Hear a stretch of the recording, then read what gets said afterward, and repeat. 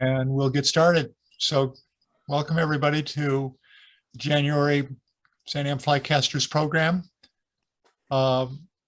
As you know, we take questions through chat, and then Nick will address those questions either when he takes a break or at the end of the talk. So you can either use the chat function or the Q&A function, I guess. No, there isn't a Q&A function in meetings. So use the chat function for asking questions, or later on. Hey, here's another Monte Carlo. We had at least one or two yesterday. Later on, I will unmute you all, and you can ask your questions live. I just went ahead and muted everybody to avoid background noise. So with some announcements for tonight, our president's over in Hawaii. So Ken has agreed to give us some announcements for tonight. Ken? Yeah, there's only a few things. Obviously, we're meeting by Zoom this month, and we'll be meeting by Zoom again next month. We will not have in person. And if you saw Tim's email, we've postponed the auction until hopefully in June. So plan for that, and the weather should be nice and everything else by then. We've got a couple of outings coming up. Not this Saturday, but next Saturday, we'll be doing Lake Wainema. That's on January 22nd. And then in February 26th, weather permitting and everything else, we'll be hopefully fishing Detroit up there. So also, I think Bob has a Project Healing Water fly fishing meetings coming up. Probably could use a little bit more participation in that if you're interested in helping out with that. Check the newsletter. Bob had a good article in there on that. So you have anything else to add on that, Bob? No, I don't. Just everybody note that we're meeting on the 4th Tuesday, not Thursdays anymore, and we're at Center 50 Plus off of Portland Street up by the Vets Center. And that'll kick off at 6 o'clock at the end of this month. And the first session is going to be help divvy up the 10 boxes of fly tying materials and sort them into an order of resemblance, plus build individual fly tying kits for the vets. Okay. That's all I have. Thanks, Bob. And with that, Shandy, you're on. Introduce our speaker. You want to unmute yourself, Shandy? Could you get Bob to repeat that meeting time for the Healing Waters?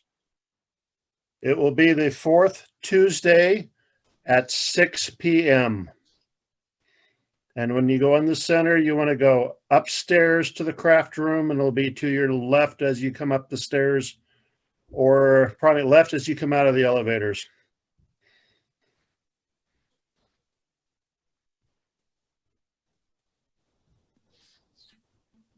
Okay, Shandy.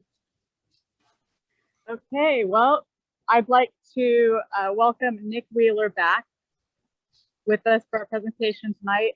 Nick is definitely one of my mentors.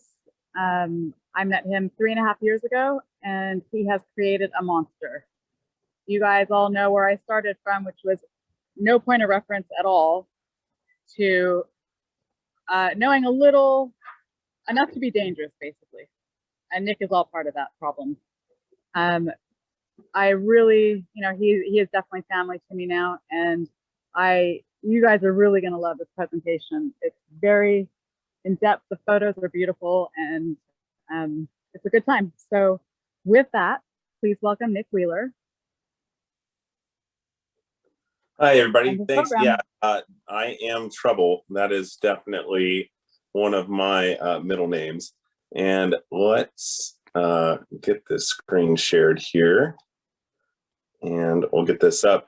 Thank you, Shandy, and thanks to the club for having me, and having me 1 month after an absolute disaster with internet service. So hopefully we won't have any problems. Is that working on your side? Everybody can see that? Not yet. It hasn't come up yet. Hasn't come up yet? No. Oh, that's weird. Your video went off though. There, Okay, there's your video back. Let's see if it comes back here. We did test this earlier and it was working, so we know it It can work. was. Okay, there's yours. Looks There's like your desktop. Okay, perfect. Now we're going back there. We should. There be you good. go. Okay, awesome. Oh, okay. So yeah, no problems on this Zoom one. Fingers crossed.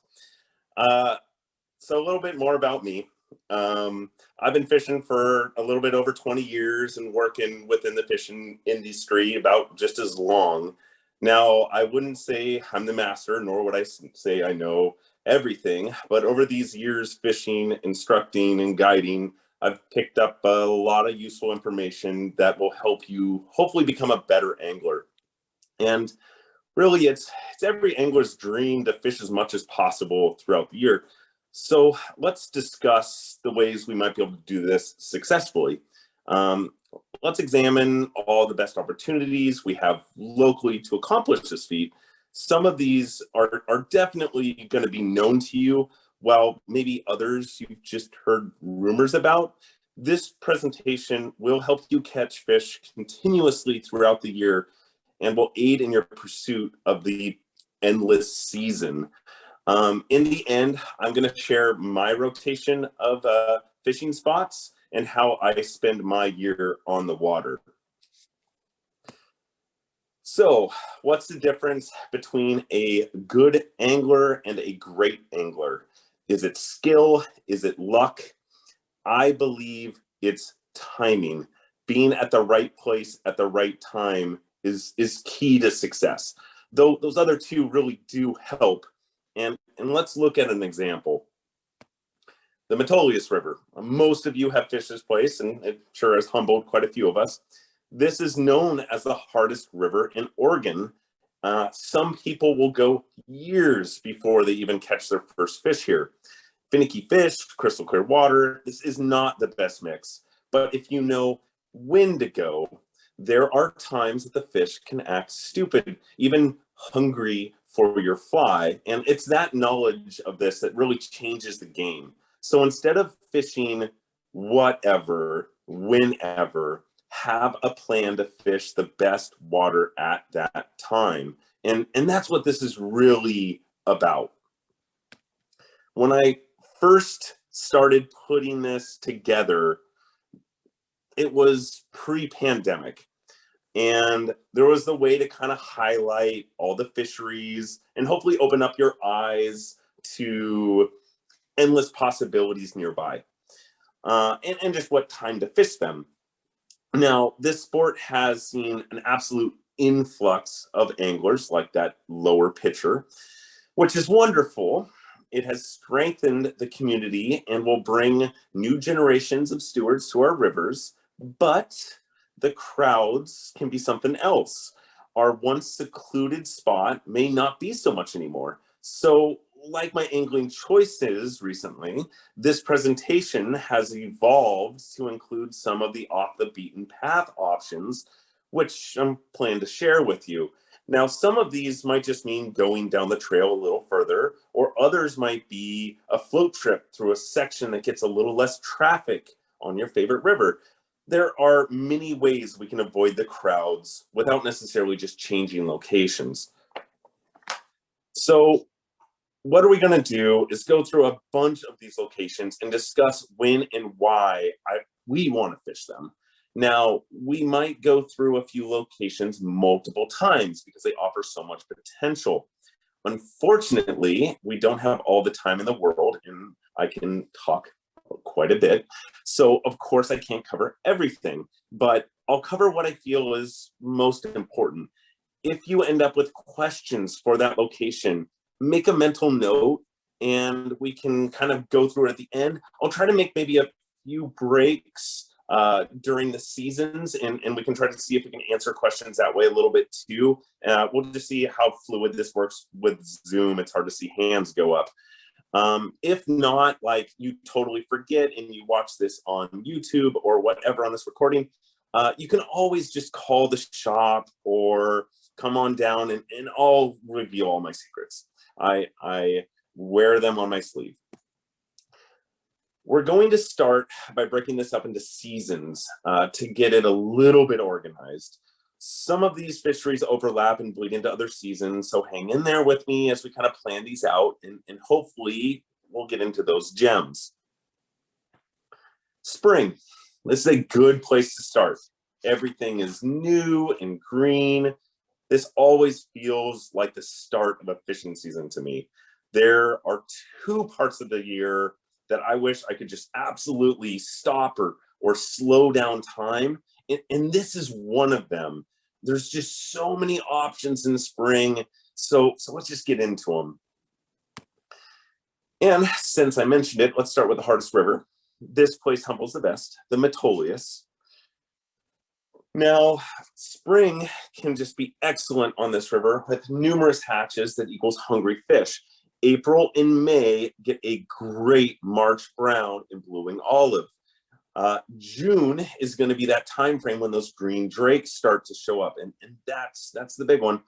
This, though, is a gentleman's river. Since most of these hatches aren't till midday, you don't have to worry about getting up early. Typically, on my time that I'm out there in the spring, I may not even get out to the river till 10. I might hit the Camp Sherman store for lunch and then start fishing.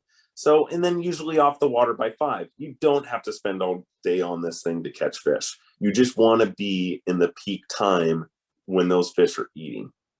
Now, speaking of peak time, the best time to fish this river as far as months is June. The peak is going to be Father's Day weekend. That's when those green drakes are typically at the biggest populations. Look for stormy weather. Typically, if it's overcast or cloudy or showers, those bugs go nuts.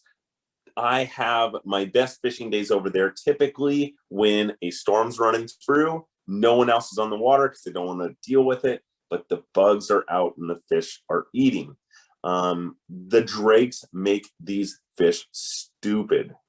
Now, those drakes, though, don't hatch on the entire river. They mainly hatch from the canyon section down to the lower bridge, Bridge 99. So that's the section you're going to want to target on that river for drakes. If you go up by Camp Sherman, you might see a few, but you're not going to see the masses that you will in that lower river.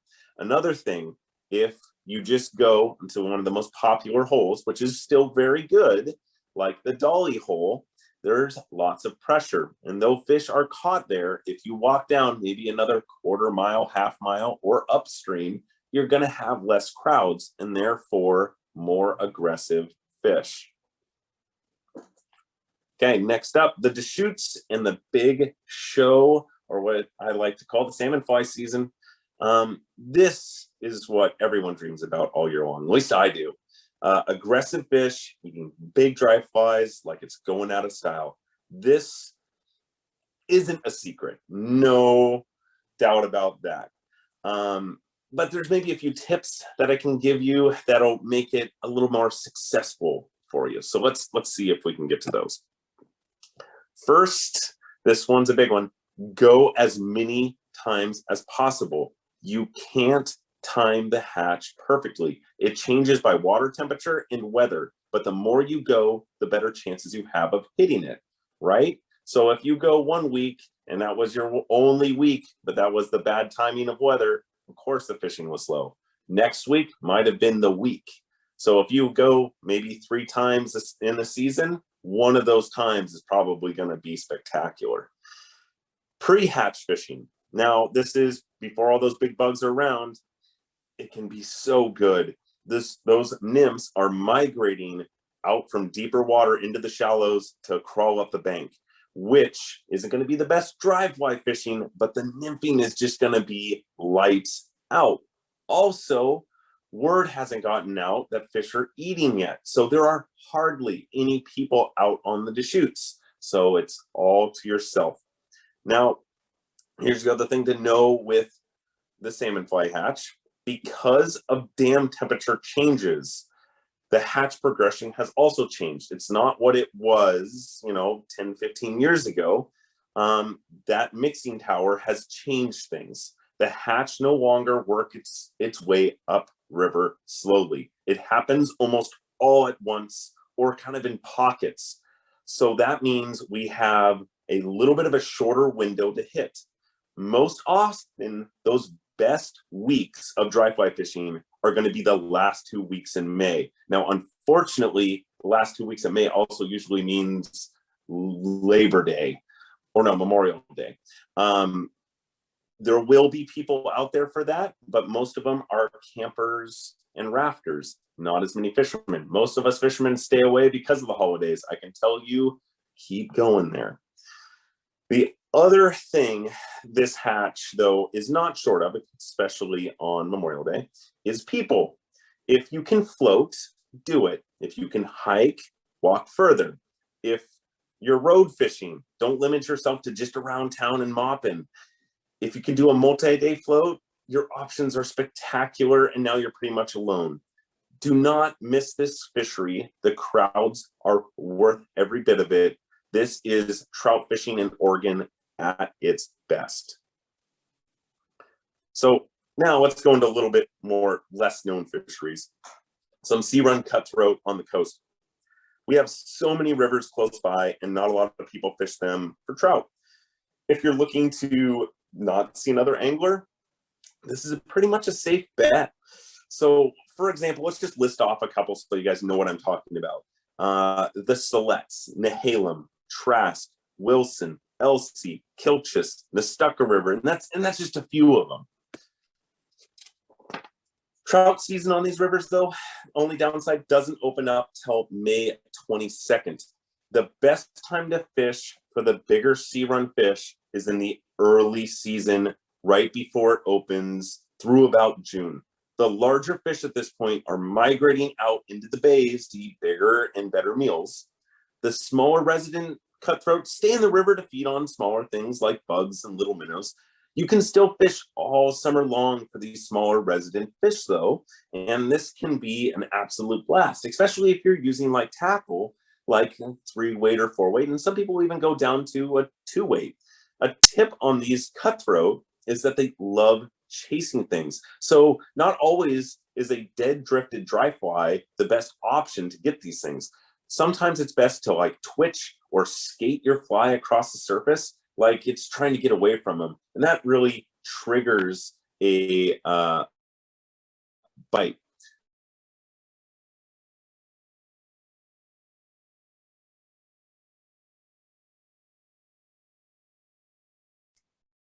It looks like we've lost Nick. Let me see if I can invite him back.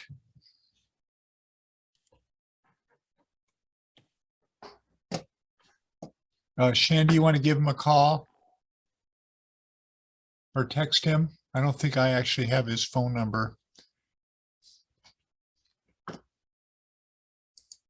Sorry, guys.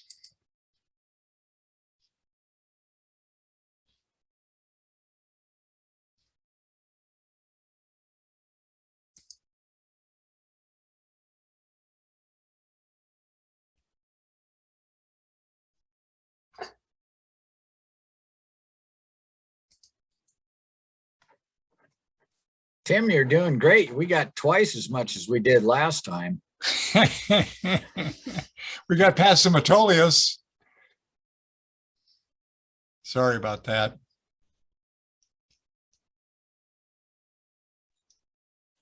Tim, I think the picture back of you is Beaver Tail Campground, isn't it? Oh, is that Beaver Tail? Yep. If you probably look closely, there might be sheep up on the ridges there.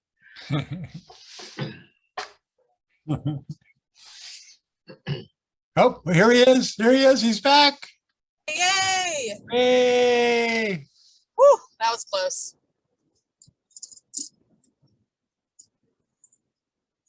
I hope. There we go. we Apparently, go. when a phone There we call go. comes through, it just stops. Oh, that's what happened. Yeah, someone tried calling me and it shut down my whole program. So I'll be darned. yeah. Okay. So Well, I that's the can, hard part where the is that screen being shared again? yes. Yeah, Okay, we can see that. cool. And we got to that slide. You guys saw that slide? Yes, that's where you were. Perfect. Okay, cool. Well, that's definitely better that I can see that it turns off, but it's still a little annoying with this update that a phone call untriggers my keynote. But we're here now.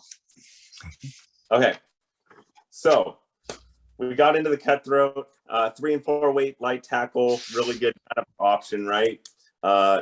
Tip on these cutthroat, skate your flies, don't dead drift. We've got that through. Yes. Okay, perfect. So one last note on this fishery is that if you're trying to get someone into this sport, this is a awesome one to get someone that's novice or beginning angler. The fish are super eager to eat your fly. They want it so bad. So you don't have to have that perfect drift. You don't have to have that perfect landing of a fly. Those fish, if they're there, will chase. So especially getting, again, kids involved. A lot of the time too, our coastal rivers are nice and small. So if we want to get to the other side of the river, we just walk because it might just be ankle deep in some places, which is kind of nice. I'll take that. All right, moving on. American shad, the poor man's tarpon. These things come into the Willamette, Columbia, and Umpqua rivers by the millions. I like to call them the gateway drug to anadromous fish. So American shad pretty much return in the months of June and go through the first part of July if you're fishing the Columbia and the Willamette. Shad return earlier in the Umpqua River, typically more in that like May and June timeframe. This is because of water temperatures, and it's going to vary from year to year, kind of depending upon snow melt and different storms and such. Since there are millions, they can be pretty easy to catch. If you have a boat, the Willamette is the best option, though it has very few bank access points below the falls. If you're looking for bank access, what I would recommend is either the Columbia or the Umpqua River. Both of those places are awesome and have lots of opportunity. Why I love shad. After a shitty winter steelhead season like last year, who doesn't want a feel-good fishery? Well, this is it.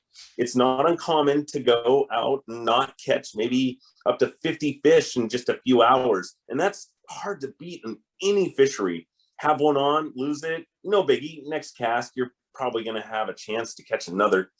This is also another fishery that is perfect for getting a young or novice angler into the sport. There's nothing like immediate gratification to get somebody hooked. And yes, there is some pun intended in that. So next up, we get into Cascade Lakes. Now, this is a very broad one, but fishing in the early part of the season, this is one of those fisheries that most people forget about until later on in the summer. And it's exciting to hear that the club is going to go up to Detroit soon because we do have so many options of lakes in winter as well. Depending on elevation, though, and snowpack, some of these lakes start really fishing, and especially the higher up ones, as early as like April. Though I do recommend, this will be for sure for you guys this February trip, making sure that you layer up under those waders when fishing that early season. The water is mighty cold, but a lot of times those fish really don't care. In most of the lakes, subsurface fishing will be the name of the game until the water starts heating up. So stripping leech patterns or fishing chironomids under an indicator are usually going to be your best options. Once we have that first heat wave, typically sometime in that June-ish zone. The fish will key in on topwater presentations like ants and beetles. Don't miss that first heat wave fishing. It can just be lights out amazing. Another side note, the Cascades aren't just in Oregon. They go into Washington as well. So don't forget, there are a bunch of other lakes on the other side of the border, and it has a whole lot less people. Speaking of less people, next up we have our Cascade trout streams. Now, this one is another very broad kind of term here, but let's kind of narrow it down a little bit. So, like, let's think the Upper Molalla, the Santiam, Quartz Creek, Kalama, or maybe high up on the Mackenzie where it's less river and more creekish. These get very little pressure and people forget how close they are. Sometimes we just get so obsessed with the Deschutes and other big rivers, we forget about the stuff that's just right here. Now, I have a disclaimer attached to that statement. You're not going to have as many big fish that you're going to find on those east side fisheries, but you're not going to have to drive the 2+ hours. So it's what matters more to you. I personally like the change of scenery, especially if it's going to be, let's say, 110 degrees over in Maupin on a heat wave. I'd way rather be in an 75, 85 degree temperature Upper Cascade stream. Little known fact, there are some of these trout streams that are close to home and close to you guys that stay open all year long for trout on the west side. For me, this would be like the Kalama River, but most of these streams that we just mentioned don't open till May with that general trout opener. Just be sure to check your local regulations, a little bit of hunting, and you can find that there's quite a few little small streams nearby that you're allowed to fish for trout in February. Now, since most of these trout don't get that much pressure, they can be a little dumb, which is perfect. I love dumb fish. Attractor patterns work pretty good, but most of the streams get a small hatch of mayflies or caddis, which will fool those finicky fish.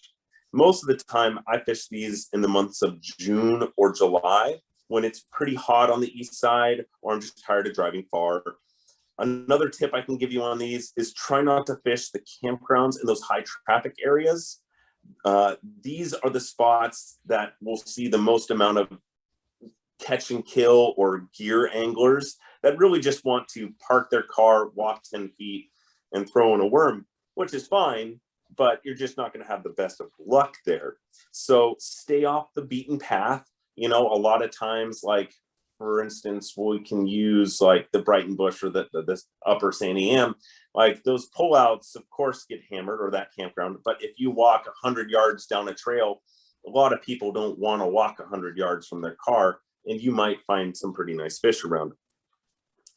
Okay, so that is the end of our spring. Now, some of this will bleed over. I don't know if we want to do some of the questions on that now, or if we want to kind of hold them until the end. Let's take some questions for spring. Perfect. One question was, where is your shop located? The shop is in downtown Portland and right off of Gleason Street. And that is right next to the Ace Hardware, Pearl Ace. And it's right off of 16th and Gleason. And the other question was, you had for when you were talking about this, the cutthroat, you had a couple rods that you were displaying. What flies Yes. do you have any fly? You talked about skidding flies. Any flies in particular you like? So I can tell you probably my #1 go-to cutthroat fly, and it's probably because it has a ton of foam in it, and so it floats really well, and so you can skate it really well, is like just a big foam humpy, typically like size like 10, maybe maybe a 12 as a small one, but brightly colored, red, green. Those are my go-tos. Black works fine.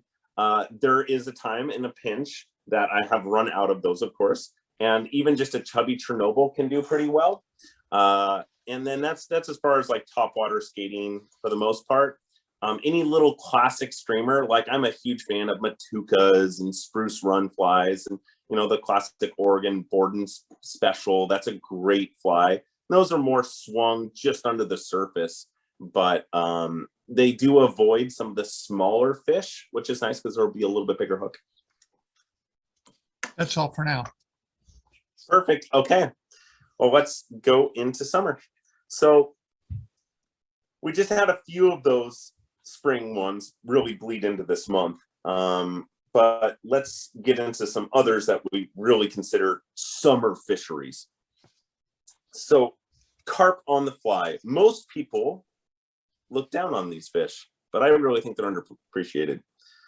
Carp are numerous. They're all around us. Plus they get big, like really big, exceeding 20 pounds in some cases. If they could just have a different shaped mouth, we could love them, but they don't. So they will always be the redheaded stepchild of the fishing world. Luckily, there is love out there for everyone, and carp fishing is becoming more mainstream. So why not try it? Carp fishing typically kicks off in April and can really be good pre-spawn, but the prime time is summer, when the water is warm and we have more sunny days. Carp fishing conditions are kind of opposite of trout. We want full sun and hot weather. It can be hot water too. Any day without wind will help quite a bit. We want to be able to try to see it, and the more wind waves there are, the harder it's going to be to see the carp. Most people, when we kind of first start getting into carp fishing, try to make that long Hail Mary cast. Like we want that perfect dry fly, that 60 feet to land perfectly in front of that trout. It's kind of not the way with carp. My perfect cast is probably 10 to 20 feet, and mainly so I can see that fish eat the fly and see it inhale it, so I know to set the hook. That long Hail Mary cast may look good, but it doesn't catch many carp. So to up your odds, and this is the fun part about carp fishing, is you really want to stalk your prey. You want to walk and sneak up. It's almost fishing with the side of hunting, which is really pretty fun. These fish are absolutely everywhere, and you can probably even find them in the pond that is next to your house. But if you're looking to find better targets, a good place to start around here, Sabi Island. That's like probably one of the most popular places to find a ton of carp and tons of targets, or really anywhere in the Columbia, really from the gorge up.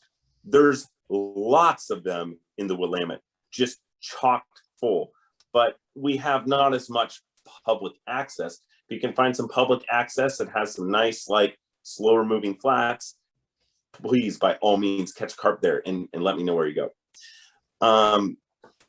This is a fishery that is just starting, and we are just at the forefront of figuring it out. So it's kind of fun to be in the beginning of a fishery.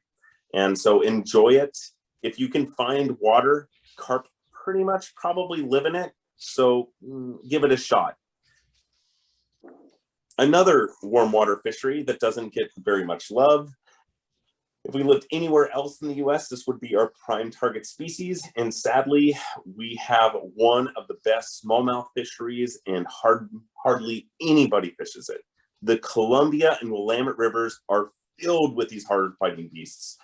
And it's very possible we could see the world record come out of the Columbia in the next few decades.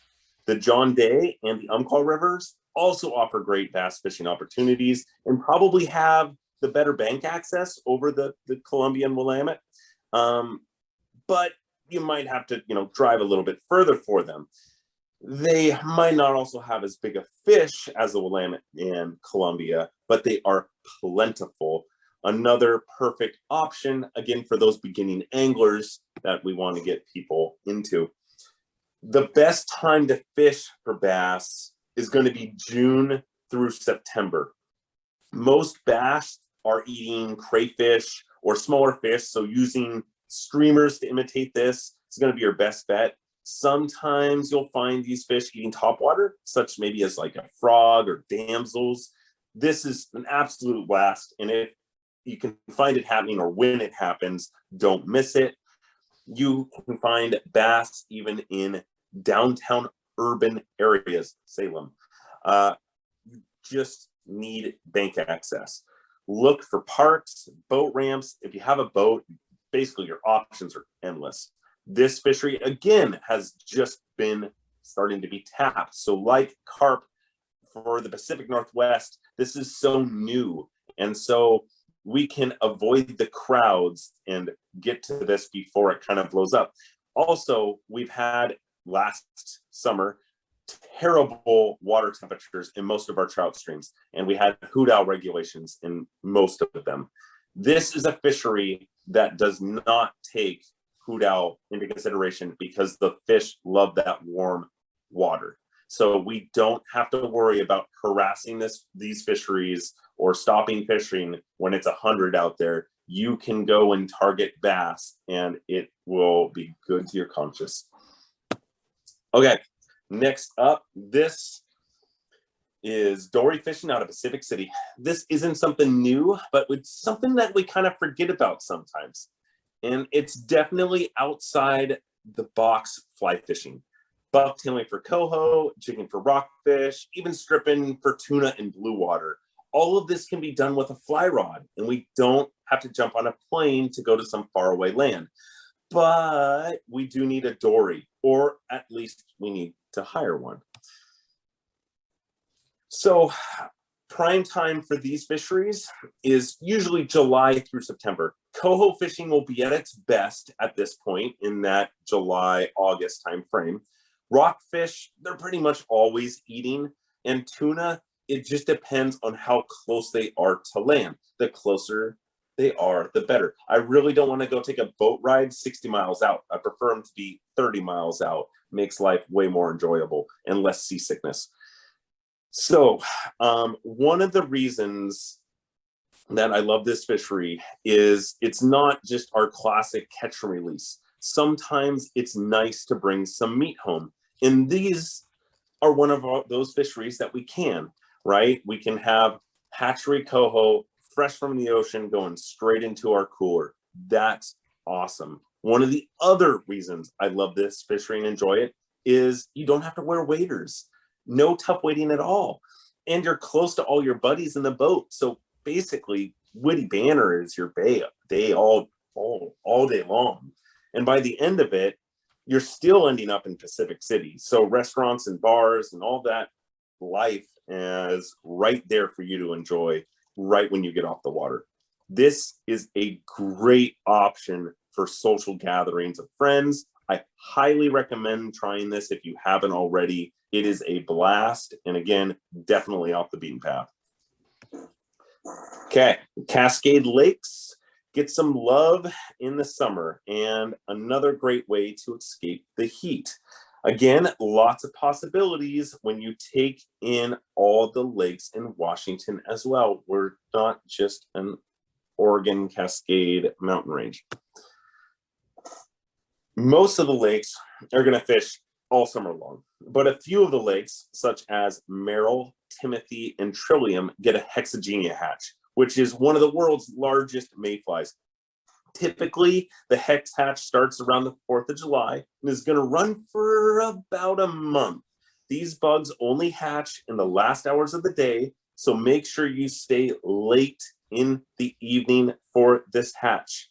There are quite a few other hatches to keep you busy in the meantime, like ants and damsels and calabatus and midges, which fish in the middle of the day pretty much all summer. Now, this still allows you to fish chironomids and leeches and all that other stuff. but it's a fun thing to go out maybe for a lake in the afternoon, stay a little bit late if it's one of those lakes that gets those hexagenias, and stay till dark, because that's when the show begins, and it's fast and furious for 10 to 30 minutes. But oh man, those 30 minutes are amazing. Now, pro tip, and I'm sure some of you, like Shandy, will definitely agree with this: avoid full moons at any cost when fishing lakes. Typically, this is going to turn off fishing. Turnovers is another thing. That's when the lake stratifies and the warm and cool water switch, blowing the lake out. Both of those incidences are going to really hurt fishing. Now, it doesn't say you can't catch fish in those conditions, but I always check my lunar calendar and give it about 4 or 5 days from a full moon, because I've never fished well on that. So many options here, though. I really could go into a lot more detail about this, especially the whole lake thing, but that's a whole nother presentation and a huge rabbit hole. So let's move on. Oh, look, the Deschutes again. Now that salmon fly hatch is over, people have cleared off the water, but fishing still stays good.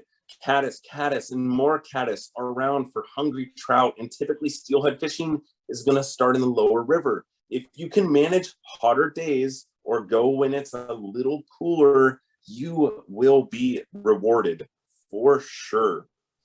Steelheading, it's going to start on the Deschutes right around the 4th of July. And for the first couple months, it's best to stay closer to the mouth, basically Max Canyon and downstream. By September, fish are spread out through the system. When targeting steelhead, I might suggest these tips. Use your classic flies and skaters in the mornings and evenings when shadow is on the water. But if you want to up your odds in the middle of the day, use a sink tip, a little bit bigger fly, and you will catch more fish. Now, here is one note on this too. We had incredibly low Columbia River counts for steelhead, so we did not get a summer season on this river. Luckily, winter steelhead already this year, we've seen an increase in numbers drastically from last year, so I'm hoping we will have a summer steelhead fishery on the Deschutes. We will just have to keep an eye on things and our fingers crossed, but hope for that. Okay, trout fishing though on the Deschutes, typically you want to stay above Max Canyon. I love Warm Springs section. The water stays super cold all year long, and the trout have the potential to be much larger, just like all the other places I've talked about.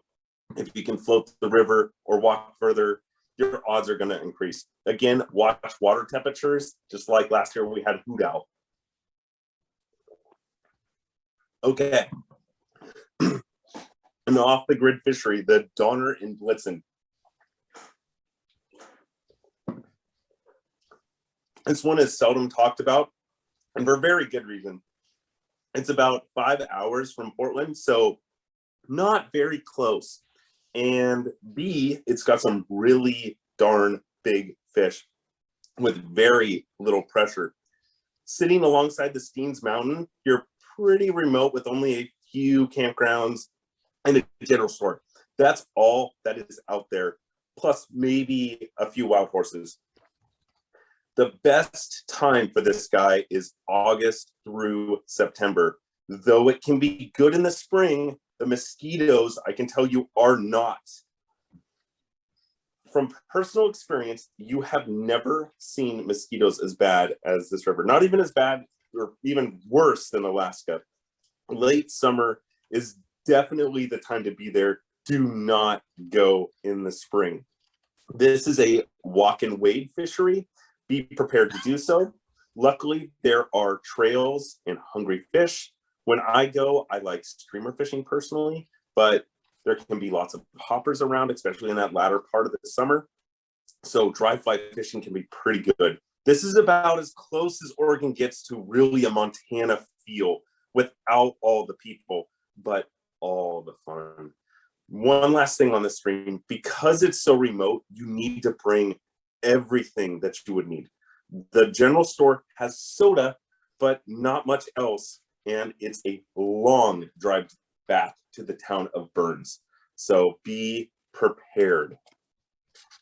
Okay, the Cowlitz River in Washington. This is another one that doesn't get much love that it deserves. This river is about an hour and a half from Portland. So a little bit of a drive for you guys, but you know, getting maybe a hair further than the dish shoots for you. This has a stellar summer steelhead return, and it has one of the few sea-run hatchery or sea-run cutthroat hatchery fisheries. So there is a ton of sea runs that come back to this stream. The steelhead are in this river throughout the summer, but the best months are September and October. And this is when those sea runs come back into that system. The sea runs and the steelhead will take skaters and classic flies, so you can fish them both with the same tackle, or just target sea runs and have a blast on your 5-weight when you accidentally hook a steelhead. It's amazing. The only downside to this fishery is bank access. Blue Creek Hatchery offers some of the most bank access, but it's really a boat show, and you got to float it. Luckily, there's really no technical water on it, no rapids of any sort, and so it's a very easy river to float. I highly recommend. It is a great way to get your swing game in check. With how many cutthroats are around, you can have double-digit fishery pretty easy when those things are in.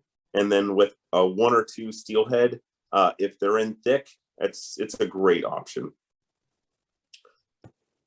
Okay, so now we will be moving on to fall. Is there any questions on summer? Yeah, there was a couple questions regarding dory fishing. Do you have a particular shop in Pacific City that you recommend, or a guide that you like? Yeah, so there's a shop in Pacific City, and that's Jack. And I haven't been with Jack, but I've heard wonderful things.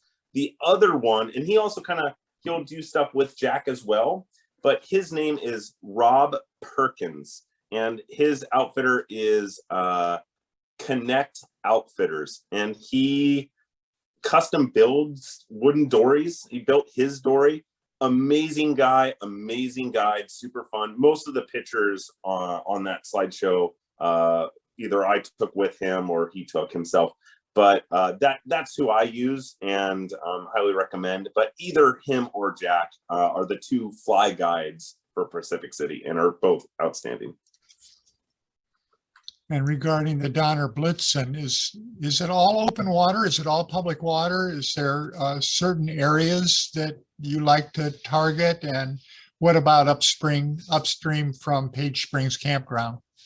Yeah, so that river is very interesting, and the fish are very migratory. I was told by a biologist that in a given year, the fish will move 100 miles. Which is just insane when you figure most, I think, trout on the Deschutes don't move at all. I like to fish the Page Springs area, and that's pretty much all public. There's a deadline of Bridge Creek where Bridge Creek enters, and you can't go below there. It's all protected. But everything from there upstream is amazing. Going into the canyon and then coming back around, there's another campground, which I just cannot remember the name of off the top of my head. Dave Hughes wrote a book on it, and it is spectacular up there. Smaller, different kind of experience. And that's what's great about the Donner Blitzen. You can be at Page Springs and have that nice wide open field, or you can hike up into the canyon, or you can hike up those little creeks, and you just get a different feel, 1 mile to another mile. It's amazing. Regarding dory fishing in Pacific City, Bill Crucial said Jack Harrell at pacificcity.flyfishing.com is a place to go. Yes, yeah, and that's Jack. Yep, he's good. He's great. pacificcity.flyfishing.com. I think that's it. Perfect. Okay, let's get into fall. So fall, this would be the other time that there's just too many options. If I could clone myself and then put all the memories back together, this would probably be another one of those months that I wish I had that technology. But so here are my top picks for this season. The Mackenzie and the Middle Fork Willamette, another fishery that has 2 species to target, summer steelhead and trout. These rivers fish basically year round, and I could pretty much throw them in almost every one of these seasons.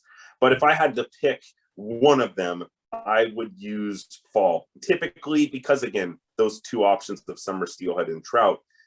September into November, depending on weather, is going to be kind of my prime time and my pick.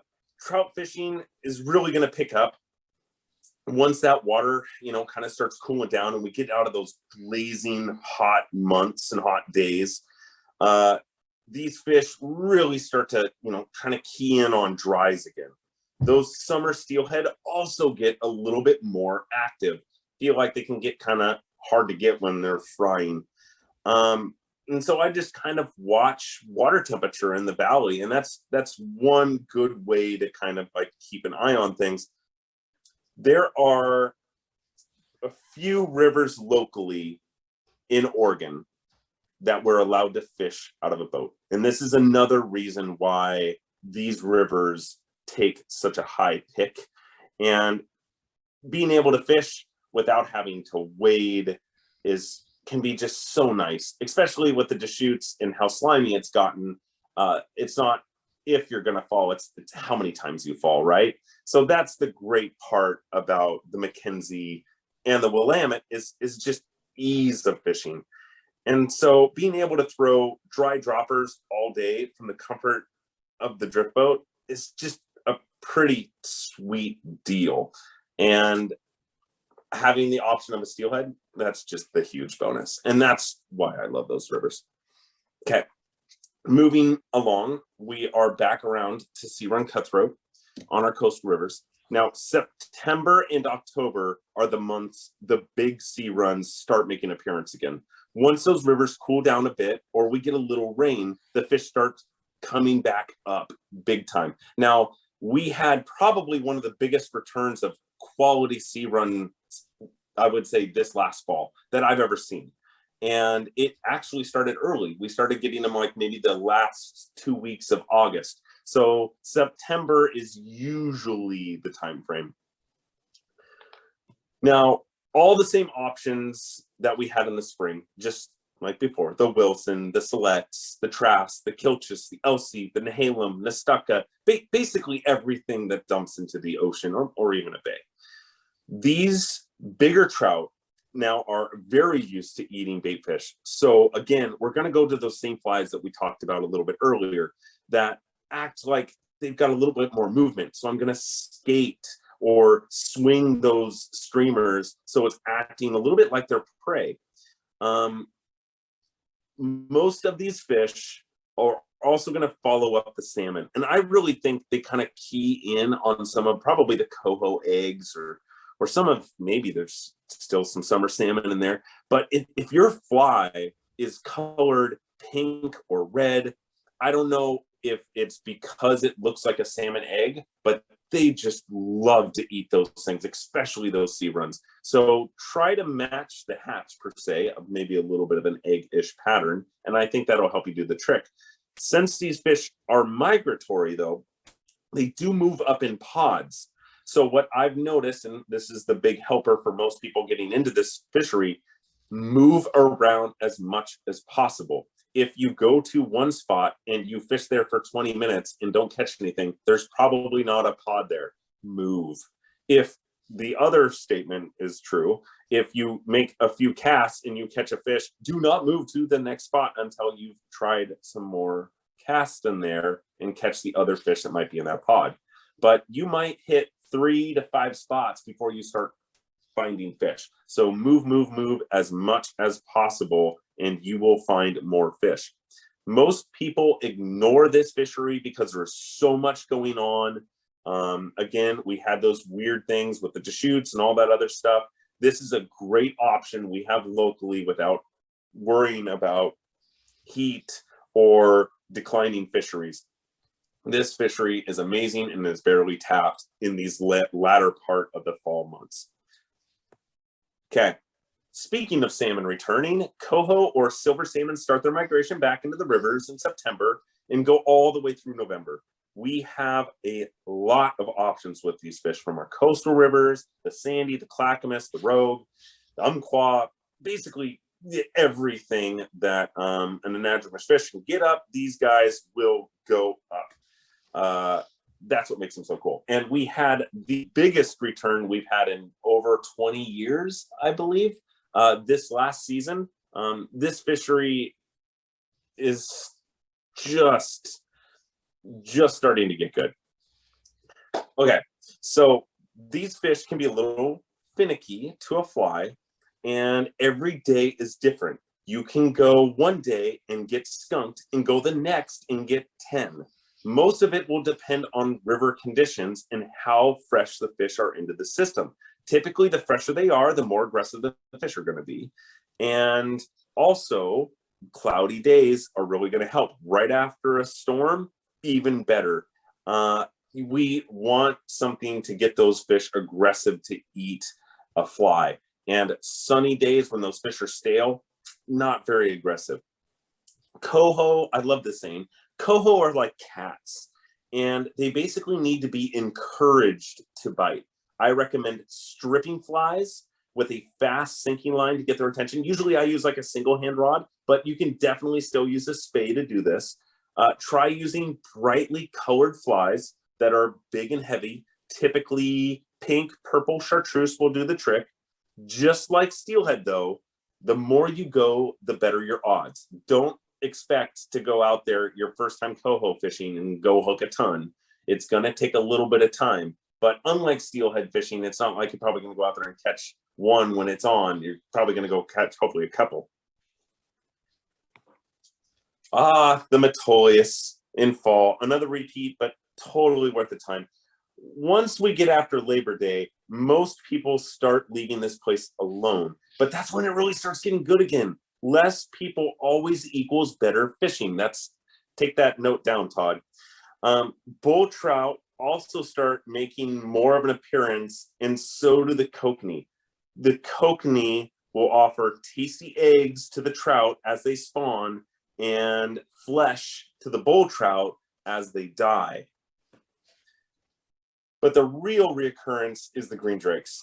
The lesser green drake, or I like to call it a flav, there's some other names for it out there too, are a little bit smaller, lesser version of the spring green drake. But the trout love them nonetheless. These bugs hatch from September through October, typically cloudy or rainy days. So just like what we were talking about in June, will really help these bugs come out. Don't forget about this gem. When you fish it in the right conditions, it almost becomes easy, I promise. And I've told this 1,000 times about this river, but there are no bad days on the Metolius, only fish whistles. Okay, and back to the shoots. Oh, yep, it just keeps on fishing. And now steelheading is in full swing in fall, and yes, pun intended. Fish are throughout the whole lower Deschutes up to the dam. Trout fishing is still going strong, and now that the lower section, that like Max Canyon section, has cooled down in water temperature, now trout fishing down there is even productive again. The prime months for steelhead on the Deschutes, if I could pick any months, would be September through November.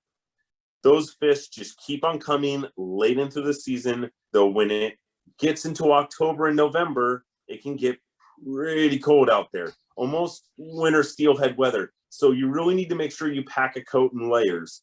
When that water gets into that sub 50s, the fish get lethargic. So use your winter steelhead tactics like sink tips and larger flies, and that's going to help keep up productivity in that later part of the season. Trout fishing stays strong with October caddis and blueing olives, but whitefish also gear up to spawn, and trout really love eating those eggs. So if you can, put on a nymph with a pink hotspot and watch the show. Trout fishing just gets nuts. The Deschutes crowds are pretty much all but gone at this time. Rafters and campers have left for warmer temperatures, but the real secret is the weather still sometimes stays pretty nice in the early fall season. Like we had a week, I want to say it was in November or the first part of December, where it was 65 in Maupin. That's crazy. That's wonderful. It was colder in Portland and Salem than it was in Maupin. So that latter part of the fall can still be nice out there, though it can also be very frigid. Okay, Oregon's best kept secret, the John Day River. I'm sure I'm going to get death threats later from talking about this river. So I'll give you a different mailing address to send those to. The John Day has the largest return of wild steelhead in the state of Oregon for summer fish. This river is definitely a little off the grid and requires a little more effort to get out to, but it's worth every bit of it. Luckily, now there are lots of public access points on this river that have been added over recent years. Though most of it is a walk and wade fishery, there are still some floats available. The best time to fish the John Day is in October through November. Once river flows have increased and they've stopped irrigating, and then in that latter part of the season, just like the Deschutes, it can get really cold. So watch the weather. It can get even so cold as the river will actually freeze over. Like I've been out there in November and actually seen icebergs basically going down river. It is very hard to swing a fly when your fly line is stuck to a chunk of ice. If you can make the drive, it is worth it. This place holds a special place in my heart. There is nothing else like it. Now, here's a sad note. This year, again, because of the low Columbia fish counts, they did close the season on the John Day. Hopefully, it will open up next season because we have our fingers crossed and we're going to have the best summer steelhead run ever. Knock on wood. So, that is that on fall. And any questions on that before we get into winter? There was a late question regarding summer, and that was, have you had any experience on the Malheur River? On the which one? Malheur?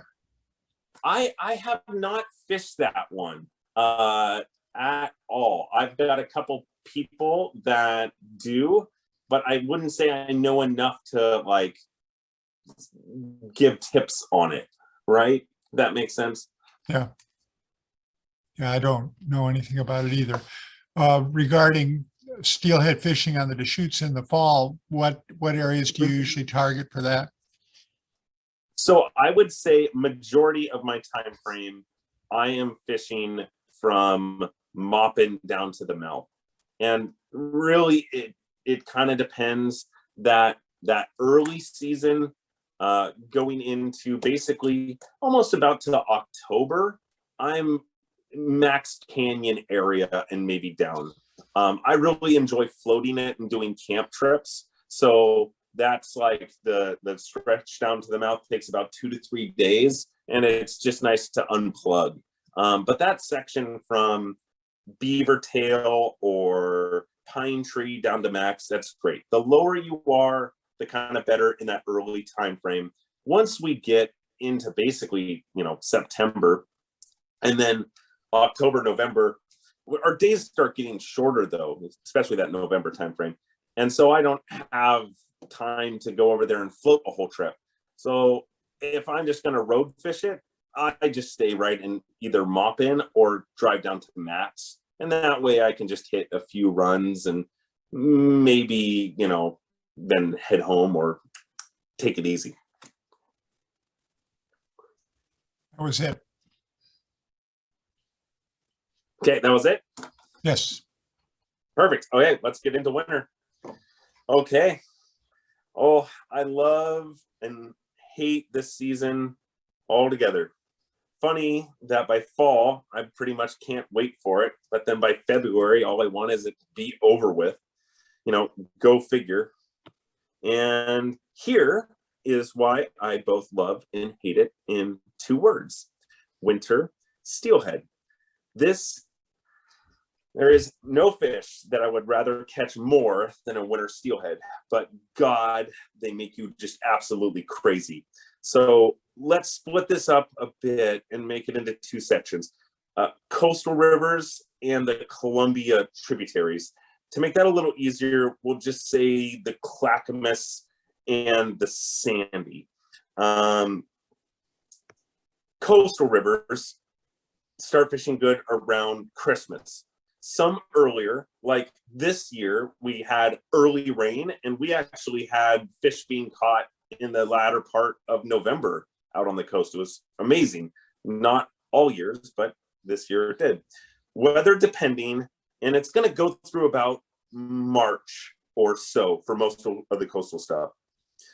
Just like all steelheading, it's a numbers game. The more you go, the better your odds get. And if I have a theme to this, that's basically it.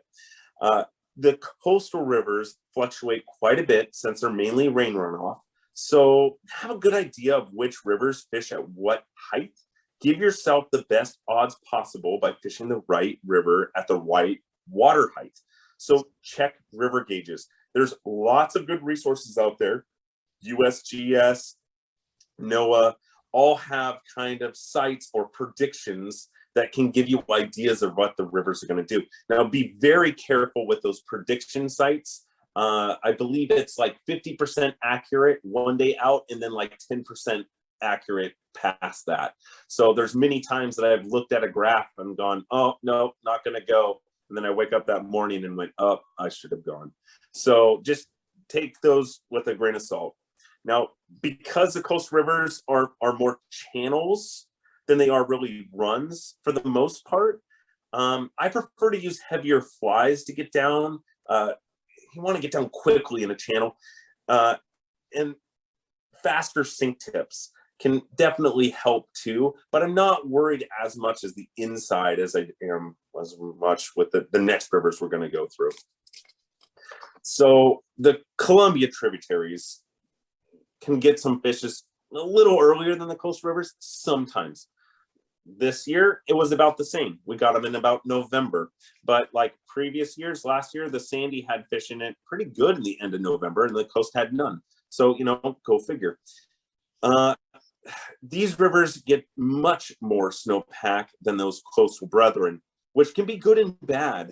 They can take a little bit longer to clear, but they can hold into shape for longer if it's colder up on the mountain. So prime example in this last storm, the Clackamas is a lower drainage system, right? Or lower elevation. So we got all that snow and then we had a hot storm come through, melted all that snow, blew everything out, except for the Sandy. The Sandy had that, but it only blew out for like a day, maybe if that. So got cold on the mountain right afterwards. All that snow basically froze again, and the river dropped and cleared and was in perfect shape. So coastal rivers, higher tendency of blowing out. Willamette drainages, as long as your higher snow elevation, might hold into shape longer. Now, I still like using probably heavy sink tips for most of these rivers all winter long. But a lot of times I like to use a lighter fly, like a tube fly or something with like light cone, light BB chain, whatever.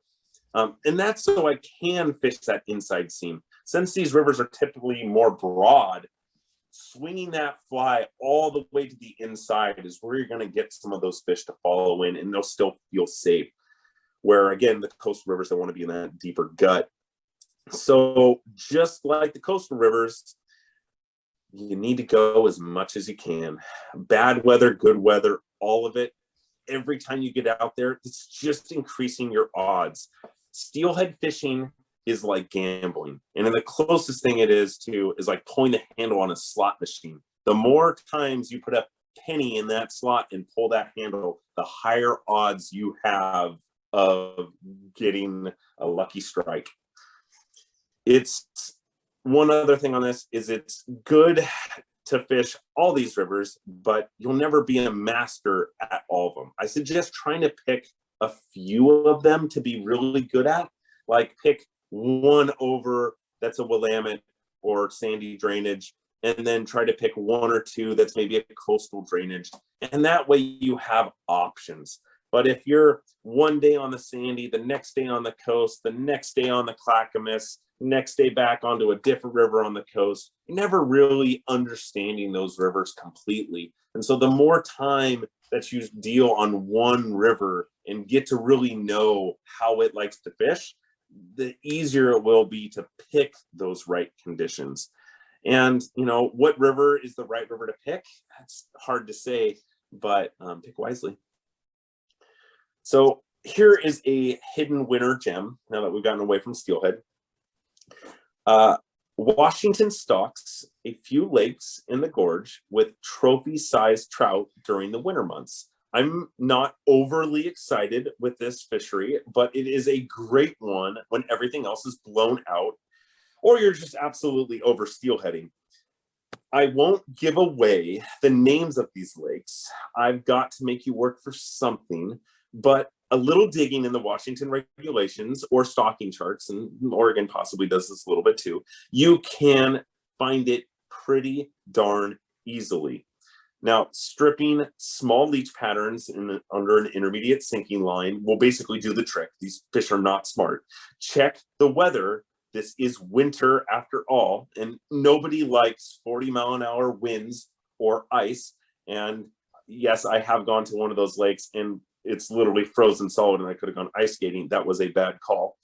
I hit this fishery about once a year just to kind of get the stink of steelheading off, or to take a friend and catch a big fish that has never had the chance. It's not the most glorious fisheries, but it really does make for an epic photo. So it's a fun one to kind of check the box on. Oh, wow. What do you know? The Deschutes, again, yep, it just absolutely fishes all year. Also worth mentioning, the Crooked. This river, again, it fishes pretty much way more than just the winter, but this is about the time of year I personally fish it. It's just can be such a far drive that I probably don't fish as much as I should, but it is a wonderful trout fishery. Both the Deschutes and the Crooked typically don't blow out when winter storms hit, leaving both of them great option for winter fisheries. Currently, I've talked to lots of people when you can drive there. That last winter storm definitely was getting hard to get over the passes, but right prior and probably right now, the Deschutes and Crooked are fishing awesome. So if you've ever, or if you've never fished the east side during snow, it is a real treat. And to get to know those rivers in a whole new light, it is so cool. Definitely try it. The dry fly fishing, probably not going to be the best. There will be a little blueing olive hatch some days, typically midday. I would say usually noon till about 2 if you're trying to hit something. Otherwise, you need to just be prepared to nymph. But the nymphing can be lights out, especially if you're into that Euro stuff, which can be fun. Don't just only check weather conditions of out there. We get in this habit of just looking at weather at Moppin. You need to check the road conditions of where you're going to be driving through. Don't forget to check like Sandy Am Pass or 26 Government Camp. I typically, during the winter, because I'm over in Washington, don't like to take any of the passes. I try to get over 84 because I don't have to deal with snow traffic or ski traffic or anything, mountain storms, anything like that. But definitely check your route if you want to go to the east side in winter. Nothing worse than getting to Detroit and finding out that the road is closed. So there's wonderful websites. I think it's ODOT, and you can even just go and check their CAM page and look at the river to see, or sorry, road to see how much snow is on it. Remember, steelheading isn't the only thing available to you in the winter. Trout still have to eat bugs. Okay, so putting it all together and finding your path to the infinite season. I know we just went through a ton of stuff and probably a little overwhelming. It took time for me to get into the rhythm of my seasons, and still they are really ever changing depending on regulations, like this year, the hoot owls and the closures, or the opportunities that might get offered to you. Someone asks you to go to a place you haven't been. Find the ones you enjoy most, but try to add something new every now and then. And you really might find that new place you enjoy more than maybe your old ones. So I'm just going to go through my thing real quick here as kind of what my season looks like, and then we'll just take questions at the end and we'll be all set. And then you guys can ask any of the winter questions again. Currently, this is what my calendar looks like. I'll break it down into months so it's a little easier to see. Starting with spring, April, I'm pretty much bouncing between the Deschutes and the Metolius, trout fishing. Can't wait for that. I'm already jonesing for it. May, I may pretty much just live on the Deschutes, hitting the salmon fly hatch for all it's worth. I just can't get enough. If my wife is probably going to divorce me, that'll be the month because I will not be around. June, shad, maybe a little lakes or local trout streams thrown in, but I do have a shad problem. Luckily, they're not super far, so I can usually escape sometimes just for a half a day out there. July, the hex hatch and lakes pretty much take my priority, but I'll try to get out and maybe do some dory fishing or chase some carp, depending on what the weather is doing and how hot it is. August, still chasing trout in lakes for me, but maybe escape the heat and go to the coast for a dory fishing trip. Bass and carp still an option, again, weather depending. September, oh, this is where it gets good again. Too many options. I can't decide, but steelheading is probably on the top of my list at that point. I filled myself up with trout and lake fishing and bass. So Deschutes is like hard and heavy, but chasing trout in a number of rivers is still a great option. I mean, you got Donner and Blitzen and, you know, the Cowlitz and all that stuff. October, summer steelhead, completely obsessed. Can't get enough of it. Sometimes I might be able to get talked into trout fishing on the Metolius, but summer steelhead's ruling the roost in October for me. November, oh, steelheading still. It's like the burnout is real, but it's just so good still on that east side that I can usually not be pulled away. My family does not know me in the month of November. Okay, December. If I slow down a little bit, it's probably this month. I try to prepare for the holidays. I mean, all of us typically sometimes have guests or extended family that come over. So at that point, if I do get to escape, it's at something local. Winter steelheading maybe are poking in, so I might try there. But trout fishing usually isn't bad. And then there's still a little bit of maybe some coho around too. So that's another option. January, fully engaged at winter steelhead at the moment. Trout are on the back burner, and that's what, I mean, my brain is currently. February, I will still be engaged in winter steelheading, and it is finally really starting to get good. We're starting to get those big wild fish in. This is where I'm really excited. Trout fishing definitely on the back burner in February for me. March, winter steelhead in its absolute prime. If there is any month that I could tell you do not miss out on winter steelheading, it is March. Is my burnout real on steelhead at that point? Oh yes. God, I just about hate the fishery. I can basically be, even though it's the best, I can probably be talked out of it if someone really wants to go trout fishing, and I'm easily swayed. But that pretty much wraps up my season, and at that point, it pretty much starts all over. I get back into April trout fishing on the Deschutes or the Metolius. And maybe I try something new or throw something exotic in there, but that's really it. Now, I hope you guys have found some new places to try and got some helpful tips or anything along that way. Again, I know that was a lot to take in, and so you are welcome to come by the shop, give us a call, and I will share any knowledge I have on whatever you want to know. And if anyone wants any info on guides or any rivers I mentioned, I'll be happy to help. Also, casting classes, Bureau clinics, we totally got you covered at the top. Just let me know if there's any questions. And I really do want to thank the club for having me. You guys are awesome to deal with my technical difficulties with trying to run. Well, it was perfect this time, Nick, and thanks for all the great information, the nice organization, the way you presented the various fishing opportunities. I've invited everybody to unmute themselves. And when you do unmute yourself and ask a question, please state your name and then your question. Nick, for me, probably the most compelling thing, the thing I've had on the back burner for a long time was dory fishing. Going out through the surf in the dory. I mean, what fun would that be? We did have a presentation on that a few years back, and that's probably something I will try sometime this spring, summer. How about the rest of you? Any questions for Nick? Go ahead, say your name and then ask your question, please. Nick, Nick, you Todd. talked about, and this is Todd York.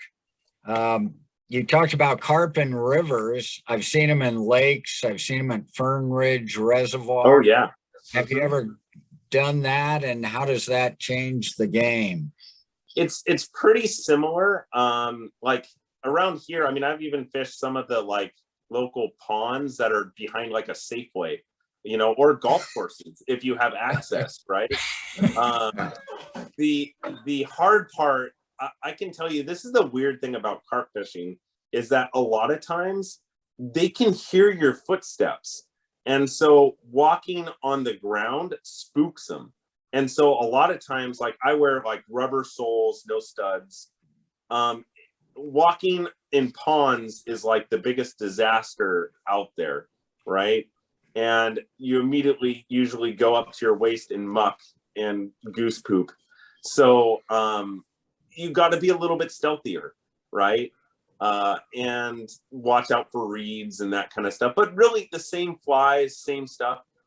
It all depends on what the carp are eating too. In the Columbia, carp eat more clams and a lot of bugs that are just right there. So their food source is so abundant, they don't like to move for things.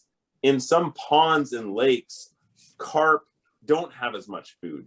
And so you can actually strip woolly buggers because they'll be eating bait fish. And so sometimes it can be easier. It just depends on the carp.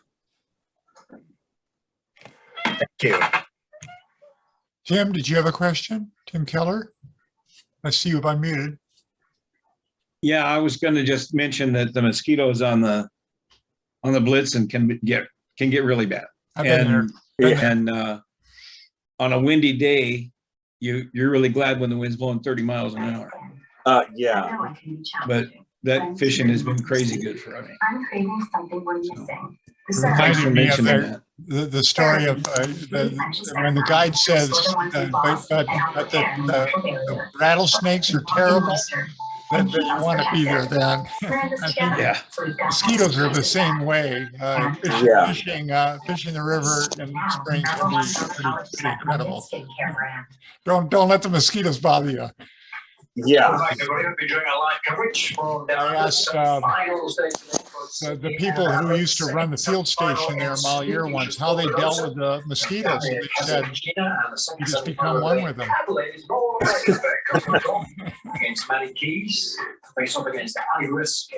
to have to mute that person. I'm sorry, Bill, I got to mute you. There's too much background noise. If you want to ask a question, Bill, go ahead and unmute, but there's just too much background noise. Anybody else? Don't be shy. Here's your chance. I would like to ask a question, or no, it's a statement. It's a statement, really. Nick, this presentation is so unreal, and it just brings so many memories back fishing with you. I was Nick's guinea pig for a lot of this. We floated the Columbia for shad in his cataract. That was wild. Don't recommend that, but it was really fun. you know, the carp fishing is frustrating, the most frustrating fishery that there is. But it's really fun, and you are hunting those fish. They're not dumb.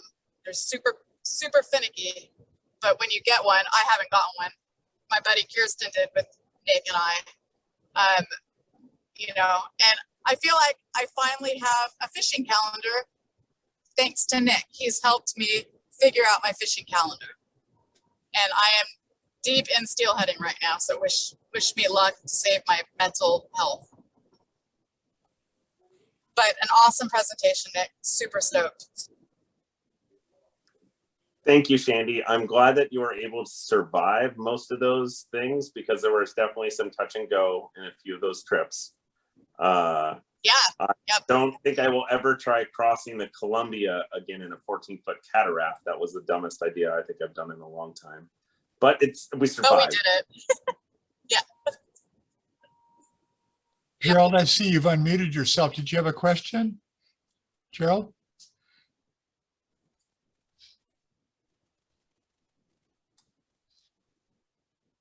Well, I think that's it, Nick. Thanks for an outstanding program. Thanks for having me. Thanks for being able to redo it, unfortunately, with that first time. But I really appreciate you guys. You guys are an awesome club. Keep up the good work. Keep fishing. Well, it was well worth the wait. Thank you, Nick. Thanks, Nick. Bye, Todd. And we want Nick to come to the Shadorama, right? In June, everyone? Absolutely. I will try to be there. Yeah. You will be there. You will. I'll be there 100%. We need the Shad King. All right. Well, good night, everybody. Tim, Hi, everyone. Oh, yeah. this is Robin. Yes, Robin. I don't know if anybody has heard, the fly shop in Welch's is closing. They've got 30% off. They've got to be out by the end of the month. Oh. Ooh, Wow. that sucks. Yeah, that's shocking news. Just too many things hit them this year, and the building sold, and the new owner wants them out. Okay. Oh, Mark's gonna be grumpy. Well, that's sad. Any other announcements? Yeah, Tim's the best. Thank you. Yeah, Tim, thank you so much for your work with Zoom and everything else. Awesome. Thank you. You're welcome. Good night, everybody. Don't be Good shy. night.